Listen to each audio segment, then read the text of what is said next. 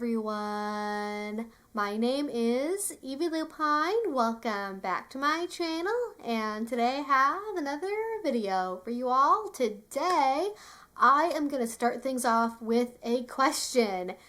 Is polyamory just brainwashing with extra steps? No, really, I'm being serious. Do you think that? Because I was surprised when I discovered a couple of weeks ago that a lot of people apparently have this impression.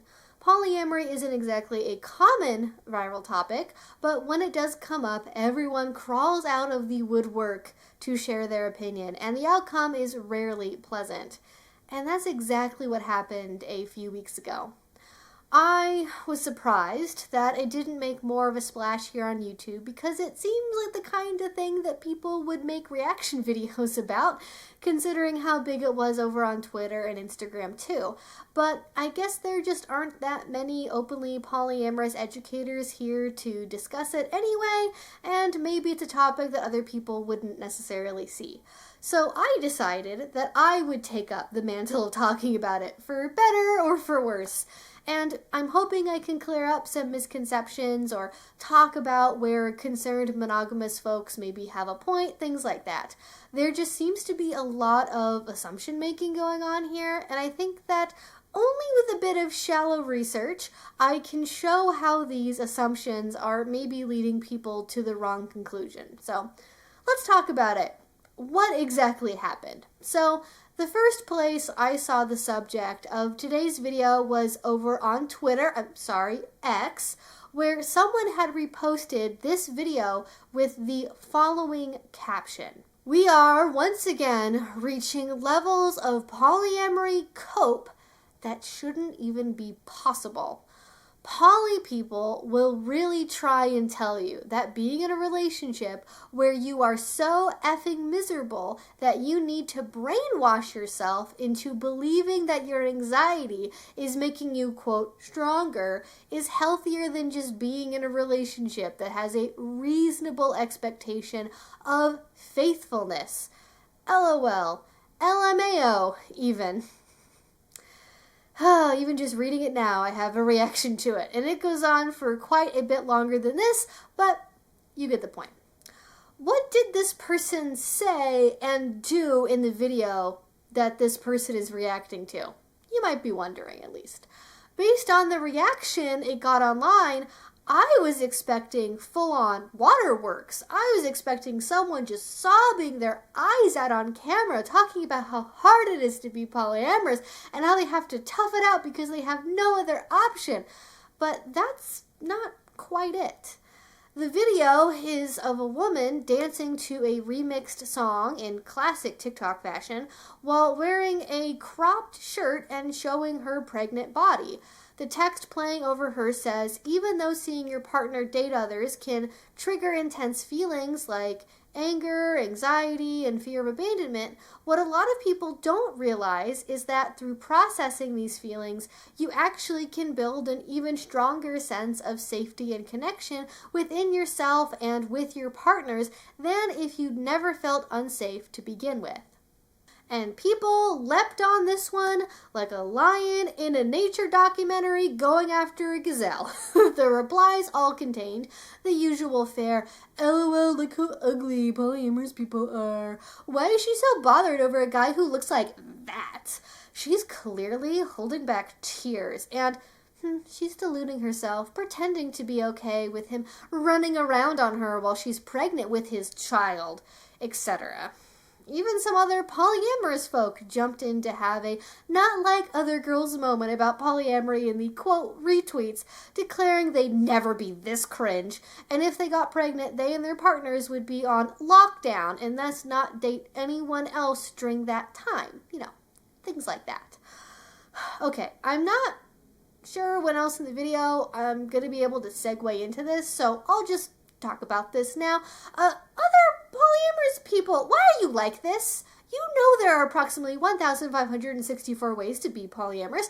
Why do you have to virtue signal to monogamous folk who don't like us about how you're one of the good non-mono people who would do the only truly rational thing and enforce a mutual lockdown where no one gets to date for at least 9 months and then probably longer, because also how dare you go out on a date when there's a new baby at home, and then also it's a bad idea to date when you're trying to have a baby, and all of that, because that isn't actually the only obvious choice. Not everyone is so callous towards their non-primary partners. Not everyone even has a primary partner. Some people do more with their polyamory than just date around casually and let those partners go when they feel like it. You could be in a partnership for 10 years and have another partner or two that you've been dating for 4 or 5 or 6 plus years. Is it fair to say, hey, sorry we can't see each other for 18 months because it's baby time, you understand, right?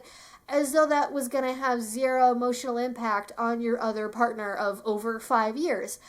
Like, they don't get to have any say in that at all, and that is the only fair way to go about things. I mean, geez, talk about treating your partners as disposable accessories, because make no mistake, the replies were not just suggesting you stop dating new people while starting your parenting journey, but that you stop seeing anyone except the person you're trying to have a kid with. And I'm not saying your other partner should have a say in your reproductive choices, but it seems unfair to cut them off just because of that alone. Polyamory isn't just something people do for fun while they're sowing their wild oats in their 20s. Or at least that's what I thought was going on. Plenty of people in their mid-20s through their 40s who are having kids, raising kids, getting married, all of that serious life stuff, somehow manage to be polyamorous the whole time while they're doing it. Otherwise, most people would soon stop being polyamorous altogether if anything major happened in their life or in a partner's life. Sorry, honey, I'm vetoing all dating for both of us. Can change from temporary to permanent much more quickly than you'd expect. Oh, no, we need to wait until he's old enough to go to daycare, becomes we need to wait until he's in kindergarten, becomes oopsie, we're having kid number 2. And by that point, all of your old partners have moved on after waiting around for you to get permission to date again. And I know that not everyone's style of polyamory is the same. I literally just talked about it, but I'm sorry, this just kind of irks me. And I don't think anyone else is gonna call it out, maybe outside of Twitter, so I'm doing it. I can't stand when people act like this. Your choice to stop dating anyone else while pregnant is valid, especially if you don't have any other long-term relationships or that's not your style of polyamory. But other people's choice to carry on being non-monogamous in whatever way that is also just fine. But let's get back to what the general public was talking about here, because their gripes were not even this nuanced. And I don't want to make this some kind of insular firing circle of a video. The biggest assumption of all of this was that the woman in the video was posting about her own insecurity in that moment, as though her partner was going out on a date while she was making the video, and this was some form of active venting. Some even made it sound like she was actively distressed and crying, as though tears were visible while she was filming. But is that really what was going on here? Luckily, the video was still watermarked, so it was pretty easy to track down the original account and find a caption. So what did she actually think in this moment? According to her caption, quote, "Be the change you want to see in the world. Shooting this video felt therapeutic. We don't see a lot of hashtag pregnant women flaunting their... And throughout the last couple of months, I've found it difficult to feel that way in my new growing body. But lately, I'm feeling strong, powerful, and yes." So this video is in part about why dealing with jealousy can be worth it, and in part about celebrating my own confidence and my body. For more on how I'm feeling about my pregnancy and my hashtag non-monogamous, check out my weekly email through the bio link. And if the check out my weekly email bit didn't tip you off, her Instagram account is a coaching account. She is a writer and a coach, and naturally her page reflects that. It's not just a personal blog where she's ranting about all of her life's problems willy-nilly. Notice that in the video itself, she never talks about dealing with her insecurities or that she's actively coping in that exact moment while filming. People assumed this because that's the only reason in their minds why a pregnant person would mention jealousy. The closest she gets to mentioning her own feelings is just saying, this video is in part about why dealing with jealousy can be worth it. I'm not seeing any reference here directly to my jealousy or my struggles in this post. Keep in mind, this is the only thing that 90+% of viewers were going off of anyway. Just sheer first impression from this ending up on their timeline, and that was it. But I can give you an easy answer as to why she's talking about jealousy, despite being in her state and having her condition, or however it is people talk about it. You know, as though when you're pregnant, you can't also discuss relationships or insecurity in any way. You're much too delicate for that. It's because she's an educator. I'm not even someone who primarily talks about polyamory, even though I am polyamorous myself, and I still get tons of questions about it. And after years of getting these questions, I can confidently say that the number one thing people will always ask about is, no matter what, is jealousy. Well, that and how to have a triad and find a girl that both you and your girlfriend can date at the same time and kiss at the same time and will love you both equally no matter what and all of that. But to be honest, even that is still pretty much about jealousy. Part of the big appeal of equilateral triads is that you never have to fear getting hard feelings over someone else getting more time or attention or more love than you're getting. It's very popular with new people to non-monogamy of any kind because it seems like a cheat code to avoid dealing with all of the big bad feelings. It's unfair to assume that because an educator is talking a lot about a popular topic, that means it's something they are personally struggling with. Like, I talk about consent all the time on my channel, constantly. All of my videos are really just about consent at the end of the day. But that doesn't mean I'm dealing with consent issues in my personal life. It's just a foundational subject that comes up often. And this seems to be true with this individual also. Their page is filled with years of posts about coping with jealousy. She actually even posted almost this exact same sentiment back in July in text form, and it got zero pushback, and there were no negative comments on that post. Wonder what the difference was there, if I had to guess. And because this bothers me, I'm going to do a little just like side tangent here for a second because I want to talk about other people's comments about her eyes. For some reason, people quickly assumed that she was upset and was trying to hide it and that she was holding back tears. And it all went back to how her eyes looked. So I went back and I watched several of her older videos, and throughout the history of her account, her eyes have kind of always been like that, a sort of resting sad face, if you will. She has just naturally crinkly, expressive, hooded eyes, and I think people are reading into that because it's what they want to see. Not to mention, her eyes could look like that for all kinds of reasons that aren't she's lying to herself about her entire life and purpose. She could have chronic insomnia and not be sleeping well, or really bad allergies.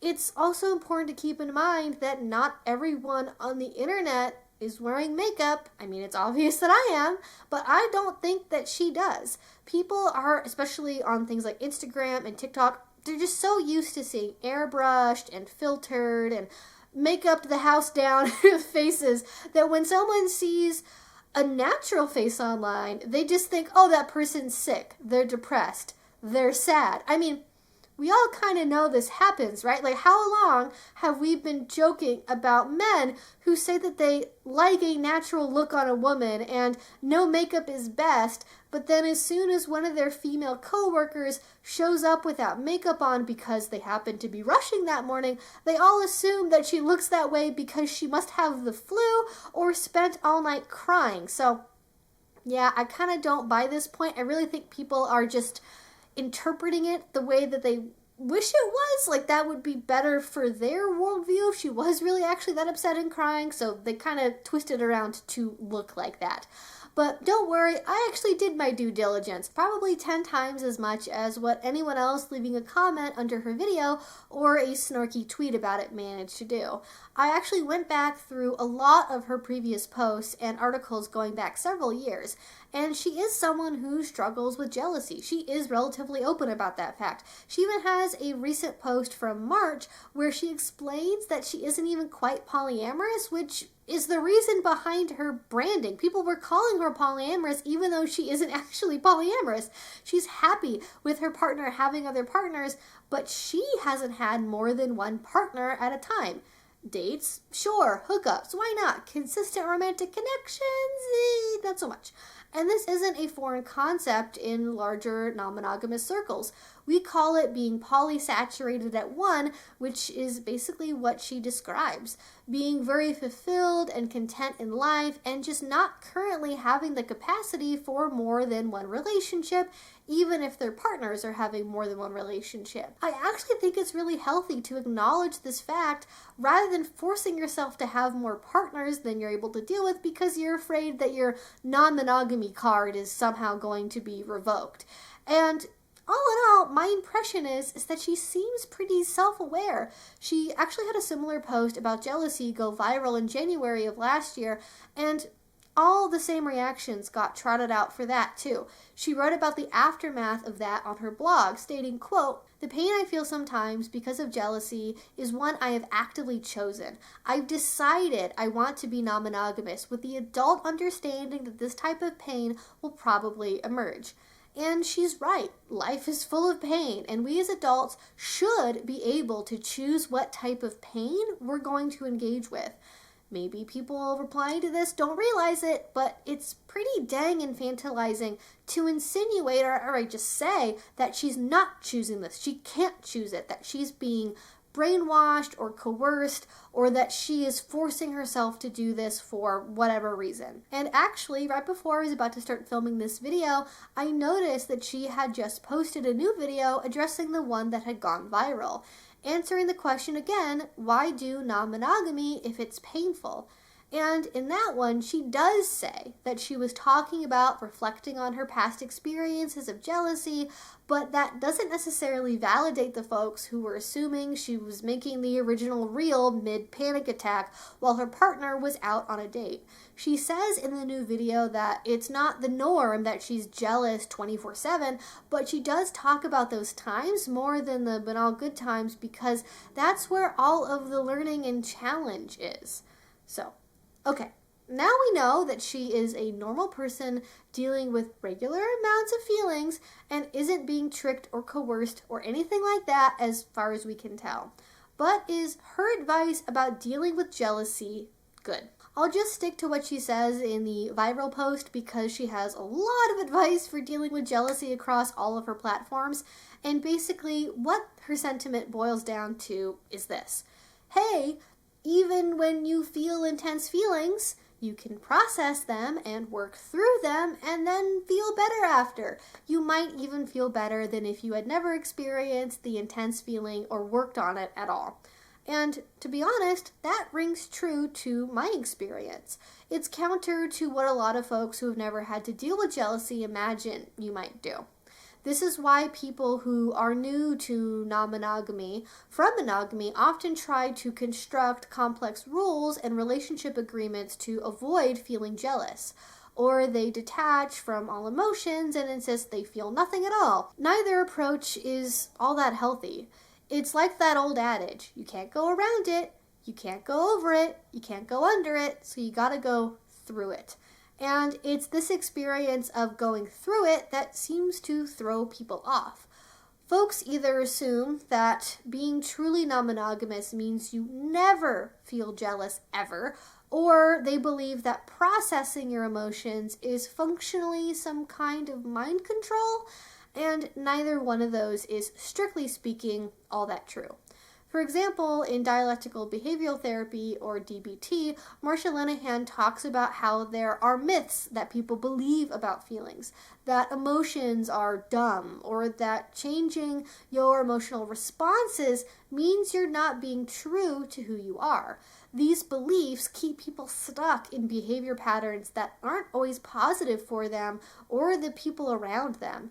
Instead of letting our feelings control us, we can observe them and the facts about the situation at hand that leads to them arising, and then decide what to do with them. This is not a DBT course. I'm not a therapist, and there's all kinds of flowcharts and workbooks for this, but there are situations where jealousy is not a justified feeling. Even if that feeling is valid, it's also just not productive to act on it. That doesn't mean we were wrong for feeling jealous, or that if we feel jealous, it's because we shouldn't ever have that thing in our lives. We're told over and over and over again from the time we're very small that you always have to choose. Every love triangle eventually collapses. Every romance novel ends with the heroine or hero spending forever and ever with the one. It's impossible to escape these messages, and so it is only natural we are primed to feel jealousy, especially because so often we are told that jealousy means we care about someone. Despite what some Twitter therapists would have you believe, expressing that you feel jealous doesn't mean polyamory isn't for you. It means that you're a person, and some people have strong feelings and reactions to life. Those feelings are valid, but they are not the sum total of the truth. To accurately evaluate what's happening, we have to step back and examine the facts neutrally. If we realize that the world isn't ending, that our relationship isn't over just because our partner went on a date, we can choose to act differently. Instead of blocking it or gripping it so tightly, we can let the jealousy pass us by with gentle acknowledgement it's there. Instead of getting super suspicious and needing to check our partner's text messages or getting every detail of a date down to the minute, we can take in the information that our partner wants to provide to us while staying relaxed and not ruminating on all of the unknowns, because there will always be unknowns. All of this is much easier said than done, but I can speak personally to the fact that just knowing you have the freedom to choose your reactions is life-changing. Doesn't mean it's simple, but it is theoretically possible. This process of challenging our internalized myths about feelings is not dissimilar from the process that counselor Kathy Labriola describes in her work of altering faulty core beliefs that lead to jealousy. Ideas like, if I were good enough, my partner wouldn't want anyone else, is a great way to ruin your self-esteem before you've even left the E&M starting block. But you can gently change these beliefs with a concerted effort to better reflect your values and reality. If I were good enough can become, our relationship is so strong we have a very solid base from which to explore other relationships. Kathy also has a great section in that article about treating jealousy as you would a phobia and addressing the issue with a sort of modified version of exposure therapy, which I recommend reading, especially if you're going through jealousy right now. But none of this is to say that you should ignore repeated bad feelings. And I want to pause here for a second to talk about this, because there is a difference between monitoring a feeling and addressing it and evaluating it neutrally and deciding how to act on it, and stuffing down a feeling and ignoring it's there at all, denying you even feel the feeling in the first place, or telling yourself you shouldn't feel that feeling because it's bad, wrong, shameful, incorrect, threatens your relationship, etc. If your partner just does very normal average things like texting a person or going to a dating app, and even doing that always causes huge amounts of jealousy, that is a time to go and talk to, hopefully, a non-monogamy aware therapist of some kind, because it's worth evaluating if non-monogamy is really for you or not at that point, if it causes such intense feelings. But that's different from just ever having jealousy at all for literally any reason. Not to mention, again, the person that we are talking about in the subject of this whole conversation is a pregnant person. Famously, a very hormonal time in a person's life. Could that possibly be a contributing factor? I don't know. It's potentially a thing, but jealousy is a very big, complicated topic, and it's something that I don't really have the time to fully unpack here, but there is a boundary line between ignoring repeated bad feelings and stuffing them down, and evaluating your feelings and respecting them and honoring them and working through them. But let's go ahead and move on. Before I crib too much from Kathy Labriola's blog, there are a few more things that I also want to address. Namely, is there anything to the claim that polyamorous people just seem to be suffering all the time? Kind of, to be honest. This is the risk-reward structure of how non-monogamy works. I've talked about this with kink too. Whether it's E&M or BDSM, you have to be open about your crap. People in 30-plus year-long vanilla marriages can manage to hide their traumas, their desires, their fling on prom night in 1985, the whole time they're together. You can't really be so discreet in alternative relationships. To do things right, to avoid stepping on any landmines, you have to at some point air out all of that dirty laundry. Maybe not all at once, but certainly over time. Not telling your partner you want to do XYZ thing because you're trying to recreate and then process a traumatic memory is a one-way ticket to bad feelings town. I've talked about it many times before in this channel. There's simply no way to hide and have a complete trusting kink relationship, at least outside of maybe some kind of professional exchange. And the same is true for non-monogamy as well. So naturally, since everyone seems to be talking about jealousy and attachment issues and boundaries all of the time, it can seem from the outside like the non-mono world is on fire 24/7, and they're all just trying to ignore it and gaslight themselves and put on a happy face, when the reality is much more like, hey everyone, remember, emergencies happen, so let's talk about if stop, drop, and roll actually works and what to do instead. That's basically how things actually shake out.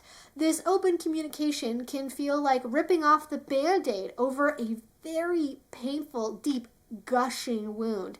Mono people may be able to go their whole lives ignoring that wound is there, covering it up with possessive behavior and one-off secret dalliances at the office, or doubling down in their belief they'll find a perfect soulmate who is the one who will never ever hurt them and would never leave them and will agree with them on absolutely everything all the time. That doesn't really sound so much like, I don't have any problems, as much as it sounds like, oh God, please do not look at my problems too closely, leave them alone. And in non-monogamy, we love looking at those problems. We love taking off the covers and grabbing a magnifying glass and then going, what's going on here? Let's explore this. Let's poke at this. Let's see what happens. And this is not to say that non-monogamy is better than monogamy. It's just that this style of relating facilitates a deeper level of introspection. It forces you to have those conversations with yourself and with other people in a way where if you want to monogamy, you don't really have to have. And I have to admit that I think there is also a fair bit of projection going on in the response to these videos and posts as well. It is deeper than, LOL, poly bad, also they're all ugly. And it might sound deflective, but I do think that people are also projecting how they would feel onto this person and situation. It actually reminds me of a lot of the online responses I've seen to other vegans. You'll have a completely innocuous TikTok or a video where somebody is saying they were feeling under the weather that day, and then they post a recipe of a homemade soup, and they're like, wow, I feel so much better now. And instead of people being like, oh, what a nice soup recipe, I've never had chestnut soup before, suddenly all of these like keto, like raw meat diet, like bacon makes you a man people jump out of the woodwork to be like, this is why veganism is bad. You see, you're sick because you eat plants, and that means your diet is wrong, and our diet is correct. And it's like, we weren't even having it was a soup recipe. Please calm down. And I think there is sometimes, hashtag not all meat eaters, there is a defensive reaction that can occur when you are aware of an alternative way of being that has involved a lot of moral reflection and ethical consideration. People don't really like having to, especially by surprise, question their belief system. And so dogpiling, jumping on someone, saying, hey, we all agree this is stupid, right? Like that somehow reduces the threat and makes you feel safe again because, oh, okay, the majority of people still agree with me that this thing is like really crazy and wrong. Okay, I don't have to change anything or look any deeper than that. And I don't think all monogamous people are doing these things, but a sizable enough minority are to where it's something that is worth evaluating. Like, why is there such a strong vitriolic reaction to somebody who is doing something differently than you are? And they're not even saying, like, I would kind of get it a little bit if it was like monogamy is wrong and humans are actually biologically wired to be not monogamous, and to deny this reality is to deny our humanity. Like, I think that kind of stuff is crap, frankly, but that's not what's happening here. People are reacting just because somebody was like having a moment online and sharing it. Like people never do that. Like, people don't have entire Twitter accounts dedicated to sharing very monogamous relationship failures on a daily basis. But I also want to mention something too. I think part of this reaction is also our expectation that people share our perspectives and values more than they actually do.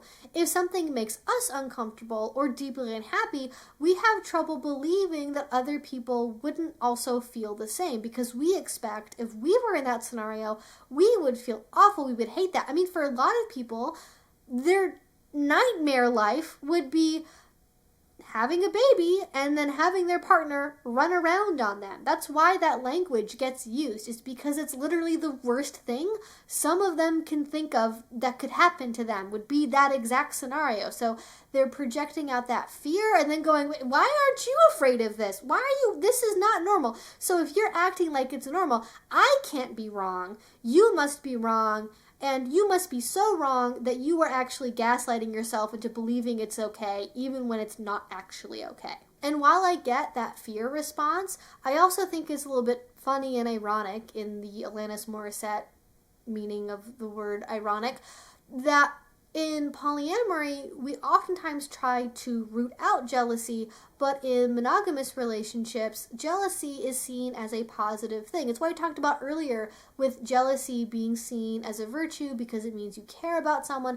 And in fact, if you don't feel jealous, it probably means you're not that into that person, and maybe it means you should break up if you don't care they're talking to other people. I certainly know many people that are what I would call naturally non-monogamous, who, when they were monogamous, that was something they were told. They're like, oh, well, you know, I'm not feeling jealous towards this person. And then somebody else will say, oh, well, if you're not feeling jealous, maybe you're just not that into them. And they go, well, maybe you're right, because there's simply no other examples to go off of. So I find it interesting that monogamous people, on the one hand, will consider jealousy to be a good thing and a positive thing, but then when a non-monogamous person is talking about jealousy, it's seen strictly and only ever as a bad thing in their estimation. Also, we wouldn't tell people, oh, if you feel jealous that your partner finds a waitress attractive, guess monogamy isn't for you. But for some reason, we have that response to non-monogamous folk. Like, whether or not you experience jealousy about something does not dictate whether or not that style of relationship is actually good for you or not. Because in monogamy, we generally accept that jealousy is part of the many different emotional experiences you can have in a relationship. Monogamy is seen as the normative default, so it's not really all that questioned. But with non-monogamy, it's guilty until proven innocent. You have to go over this huge, massive bar of a standard of evidence to be able to say, hey, I am doing non-monogamy, and that's actually good for me, and I enjoy it, and it's positive, and it's healthy, and all of that. Like, there's so much skepticism towards it, and fear towards it. And this is something I referenced a little bit earlier on in the video. There was a Twitter account that is ran by a therapist, although thinking back on it, she may have been in the UK, which does not protect the term therapist in the way that we do in the US, which would also impact my assessment here. But this was a therapist who was basically saying that, like, if one of my clients was feeling jealousy like this, I would tell them that they shouldn't be in that relationship anymore. I would take that as a sign that they shouldn't be in that style of relationship, but it's not for them. Like, you can be jealous sometimes, even often, and still choose to be non-monogamous. That's on the adults in the relationship to choose. Please don't infantilize people. Oh my God. So basically, end of the story. No, polyamory isn't brainwashing.